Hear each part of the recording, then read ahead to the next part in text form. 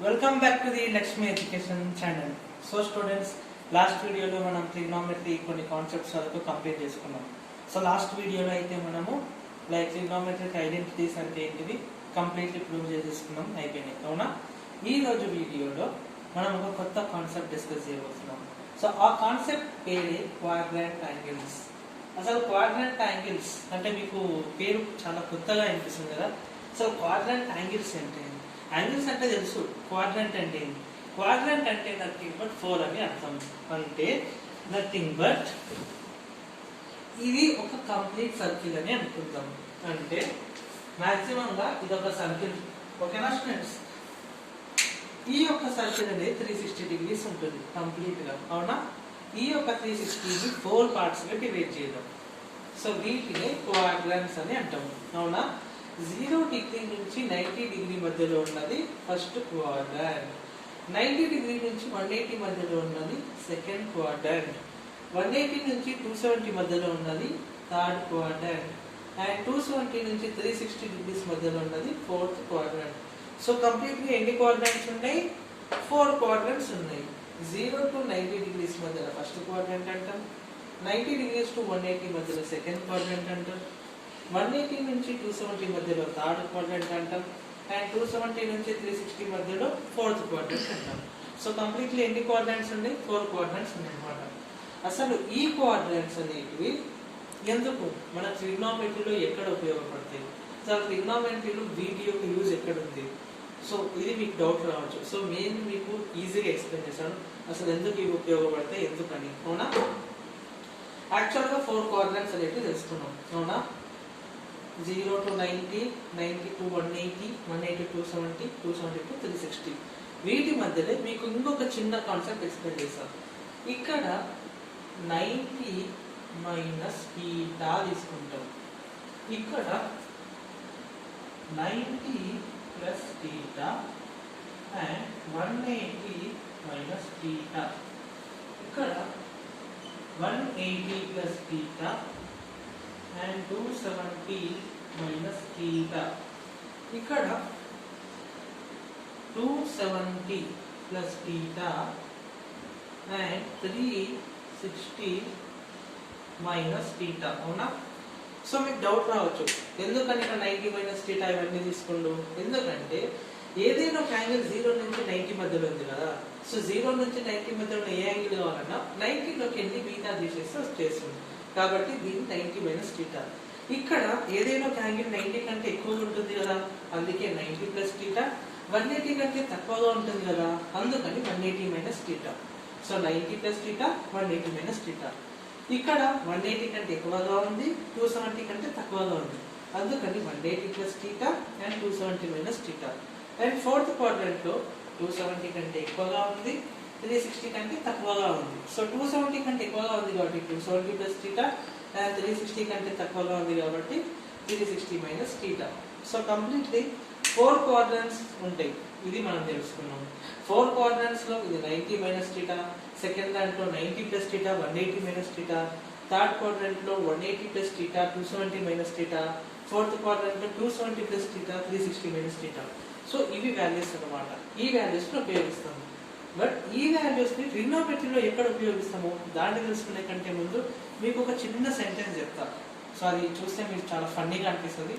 So నేను మీకు చెప్పబోతున్నాను అదేంటంటే all silver tea cups. So నాతో ఒకసారి అందరూ అనండి, all silver tea cups. All silver tea cups, అవునా? సో మీకు ఎందుకు ఆల్ సిల్వర్ టీ కప్స్ ఎందుకు రాసిన?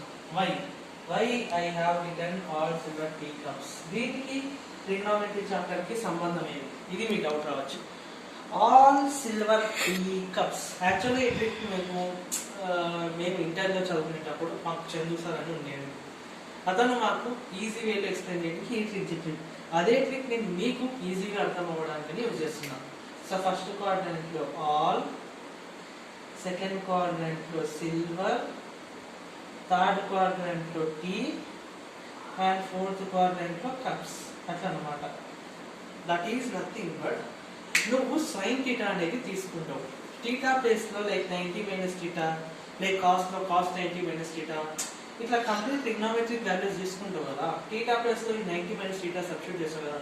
సో ఫస్ట్ క్వాడ్రంట్లో 90 మైనస్ థీటాని ఏ ట్రిగ్నోమెట్రిక్ వాల్యూ తీసుకున్నా అన్ని పాజిటివ్ ఉంటాయి, ఆల్ ఆర్ పాజిటివ్, అవునా? కానీ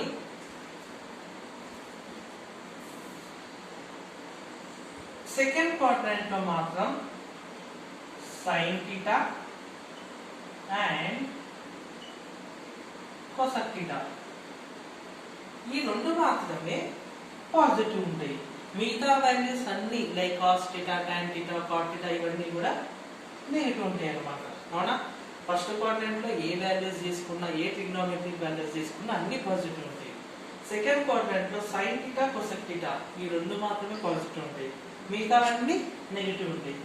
ఇప్పుడు సెకండ్ క్వాడ్రంట్లో ఏ విధంగా అయితే ఉందో అదే విధంగా థర్డ్ క్వాడ్రంట్లో tan theta and cot theta ఈ రెండు వాల్యూస్ కి మాత్రమే పాజిటివ్ ఉంటాయి, మిగతావన్నీ నెగటివ్ ఉంటాయి.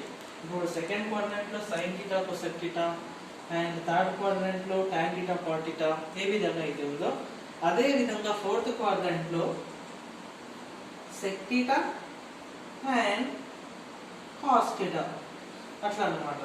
సో 4 క్వాడ్రంట్స్ లో ఆల్ సిల్వర్ గ్రే కప్స్ రాసుకున్నాం.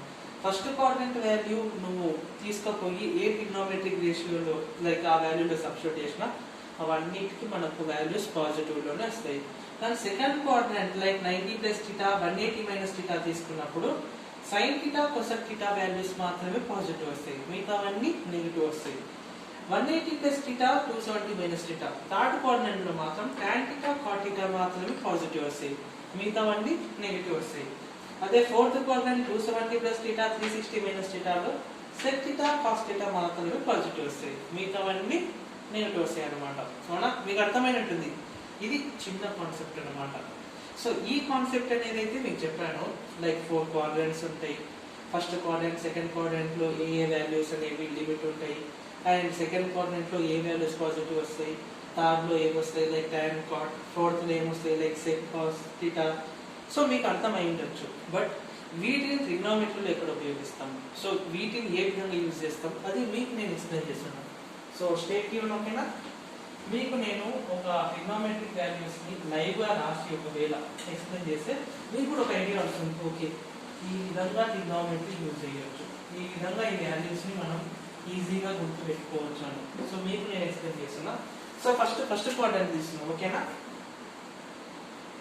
sin 90 minus theta cos 90 minus theta tan 90 minus theta and cot 90 minus theta sec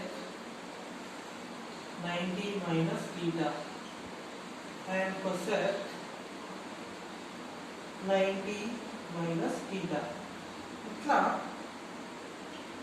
trigonometric values అనే వాటిని రాసుకున్నాం, అవునా? ఇవి మన trigonometric values. So first quadrant లో 90 మైనస్ థీటాని సబ్స్టిట్యూట్ చేసినాం. ఇప్పుడు వీటి వాల్యూస్ అన్ని కూడా ఫస్ట్ క్వాడ్రంట్ లో ఏ వాల్యూస్ తీసుకున్నాం అంటే ఏ వాల్యూ, ఏ యొక్క ట్రిగ్నోమెట్రిక్ రేషియో తీసుకొని 90 మైనస్ థీటా అనేది థీటా ప్లేస్ లో పెట్టినా మీకు ఏమొస్తాయి అన్న వాల్యూస్ అన్ని కూడా పాజిటివ్ గా వస్తాయి. ఏ వాల్యూ తీసుకున్నా అన్ని పాజిటివ్ గా వస్తాయి. లైక్ sin 90 మైనస్ థీటా కి positive cos theta, cos 90 minus theta కి sin theta, tan 90 minus theta కి cot theta, cot 90 minus theta కి tan థీటా, అదే sec 90 మైనస్ థీటా కి cosec theta and cosec 90 minus theta కి sec theta. Okay, wait. Okay, answers అయితే రాసినావు sir, బాగానే ఉంది, నువ్వు పాజిటివ్ వస్తాయి అన్నావు, అన్ని పాజిటివ్ వాల్యూస్ ఉన్నాయి. కానీ నాకు ఒక డౌట్ ఉంది సార్, సైన్ కాస్లా ఎందుకు మారింది? అది నీ డౌట్ కావచ్చు, అవునా? సైన్ కాస్లా ఎందుకు మారింది, ట్యాన్ కాట్లా ఎందుకు మారింది, ఇవి మీకు వచ్చే డౌట్స్ కావచ్చు. సో దానికి కూడా ఒక రీజన్ ఉంది. అదేమిటంటే 90 లేదా 270 ఇంకొకటి 180 లేదా 360 ఇక్కడ మీకు ఆ రీజన్ చెప్పబోతున్నాను. సో ఏవైతే ట్రిగ్నోమెట్రిక్ వాల్యూస్ లో లైక్ మనం థీటాస్ ఉన్నాయి కదా 90 లేదా 270 అనేది వాడుతున్నాం అనుకో ఆటోమేటిక్ గా రేషియో అనేది చేంజ్ అవుతుంది. సైన్ అనేది కాస్ లాగా అవుతుంది, కాస్ అనేది సైన్ లాగా అవుతుంది, టాన్ అనేది కాట్ లాగా అవుతుంది, కాట్ అనేది టాన్ లాగా అవుతుంది, సెక్ అనేది కొసెక్ లాగా అవుతుంది, కొసెక్ అనేది సెక్ లాగా అవుతుంది. ఎప్పుడు మీరు గుర్తు పెట్టుకోవాలి 90 లేదా 270 అంటే 90 మైనస్ థీటా లేదా 90 ప్లస్ థీటా, 270 మైనస్ థీటా లేదా 270 ప్లస్ థీటా అంటే 90 లేదా 270. ఈ రెండు వాల్యూస్ ఇక్కడ పెట్టినప్పుడు మాత్రమే ఈ యొక్క వాల్యూస్ అనేవి చేంజ్ అవుతాయి. అంటే సైన్ కాస్ లాగా కాస్ సైన్ లాగా, టాన్ కాట్ లాగా కాట్ టాన్ లాగా, సెక్ కొసెక్ లాగా కొసెక్ సెక్ లాగా. సో ఈ యొక్క వాల్యూస్ పెట్టినప్పుడు మాత్రమే చేంజ్ అవుతాయి. బట్ 180 360 ఈ వాల్యూస్ మాత్రం పెట్టినప్పుడు ఇవి చేంజ్ కావాలన్నమాట. యాజ్ ఇట్ ఈస్ ఉంటాయి sine sine cos cos. So మీకు అవి కూడా ఎక్స్ప్లెయిన్ చేశాను నేను ఒకసారి, ఓకేనా? మీకు 180 కూడా ఒకసారి ఎక్స్ప్లెయిన్ చేస్తే ఈజీగా అర్థమవుతుంది, అవునా? సో 180 కూడా ఒకసారి ఎక్స్ప్లెయిన్ చేసేస్తా, మీకు అప్పుడు అర్థమవుతుంది అనమాట, ఓకేనా? 180 గా చేసుకుందాం. 180 180 180 180 180 180 అవునా? 180 మైనస్ థీటా అనేది ఏ కోఆర్డినేట్? సెకండ్ కోఆర్డినేట్, అవునా కదా? సెకండ్ కోఆర్డినేట్ లో ఏది పాజిటివ్ ఉంటాయి అని చెప్పిన సైన్ థీటా కొసెక్ థీటా మాత్రమే పాజిటివ్ ఉంటాయి. అంటే దీని వాల్యూ మాత్రమే పాజిటివ్ ఉంటాయి, అవునా? మిగతా వాల్యూస్ అన్ని నెగిటివ్ ఉంటాయి. సో మీకు ఇక్కడ అర్థమవుతుంది అసలు ఇందాక సార్ పాజిటివ్ నెగిటివ్ అంటుండో అంటే ఏంటి, ఇప్పుడు మీకు అర్థమవుతుంది. అంటే ఇవన్నీ ఏవైతే ఉన్నాయో సెకండ్ కోఆర్డినేట్ యొక్క 180 మైనస్ థీటా తీసుకున్నప్పుడు ఈ సైన్ కొసెక్ మాత్రమే పాజిటివ్ ఉంటాయి, మిగతా అన్నిటికీ నెగిటివ్ అంటే నెగిటివ్ సైన్ వచ్చాయి అనమాట, అంతే. ఇప్పుడు ఇందాక చెప్పిన 90 270 ఉన్నప్పుడే చేంజ్ అవుతాయి, like sine cos cos sine tan cot అట్లా. బట్ 180 360 ఉన్నప్పుడు చేంజ్ కావు. సైన్ అనేది సైన్ లాగానే ఉంటుంది, కాస్ అనేది కాస్ లాగానే ఉంటుంది, టాన్ అనేది టాన్ లాగానే ఉంటుంది, కాట్ అనేది కాట్ లాగానే ఉంటుంది, సెక్ అనేది సెక్ లాగానే ఉంటుంది, అండ్ కొసెక్ అనేది కొసెక్ లాగానే ఉంటుంది. ఇందాక మీరు చూసుంటారు సైన్ కాస్ లాగా మారింది, కాస్ సైన్ లాగా మారింది. కానీ ఇక్కడ సైన్ సైనే ఉంది, కాస్ కాసే ఉంది, టాన్ టాన్ ఉంది. అదే 180 360 ఉన్నప్పుడు వాల్యూస్ అనేటివి లైక్ ఇవి చేంజ్ కావు. బట్ 90 270 ఉన్నప్పుడు మాత్రం చేంజ్ అవుతుంది. ఇదొక లాజిక్. అండ్ ఇందాక మనం కోఆర్డినేట్స్ ఎక్స్ప్లెయిన్ చేసుకున్నాం కదా, ఫస్ట్ కోఆర్డినేట్ కానీ పాజిటివ్, సెకండ్ కోఆర్డినేట్ రెండే పాజిటివ్. అందుకే ఇక్కడ చూడండి సెకండ్ కోఆర్డినేట్ లో సైన్ థీటా కొసెక్ థీటా ఈ రెండు మాత్రమే పాజిటివ్ ఉన్నాయి, మిగతావన్నీ నెగిటివ్ ఉన్నాయి. సో ఇది మీకు ఈ రోజు కాన్సెప్ట్ ఎక్స్ప్లెయిన్ చేద్దాం అనుకున్నా. నేనైతే 90 మైనస్ థీటా 180 మైనస్ థీటా ఏ విధంగా ఉంటుందో ఎక్స్ప్లెయిన్ చేసిన. సో మీరు మిగతా వాల్యూస్ ఉన్నాయి కదా 90 plus theta 180 plus theta 270 minus theta, so వాటిని మీరు మీ యొక్క రఫ్ కాపీలో ఇవి ఏ విధంగా చేశానో ఒకసారి వీడియోని క్లియర్గా మళ్ళీ ఒకసారి ట్రై చూడండి, కాన్సెప్ట్ క్లియర్ చేసుకోండి. వాటిని మీరు లైక్ సాల్వ్ చేయడానికి ఈ విధంగా రాయడానికి ట్రై చేయండి, ఓకేనా? వీడియోని కంప్లీట్గా చూడండి అండ్ ప్రాక్టీస్ చేయండి, ఓకేనా? And this is end of our topic today, okay? Subscribe my channel and like our video, okay? Video మాత్రం ఖచ్చితంగా చూడండి అండ్ నేను ఇచ్చిన హోంవర్క్ కంప్లీట్లీ చేయండి. బట్ దానికంటే ముందు ఈ ప్రాక్టీస్ ఫస్ట్ వస్తుంది, ఓకే? Thank you students.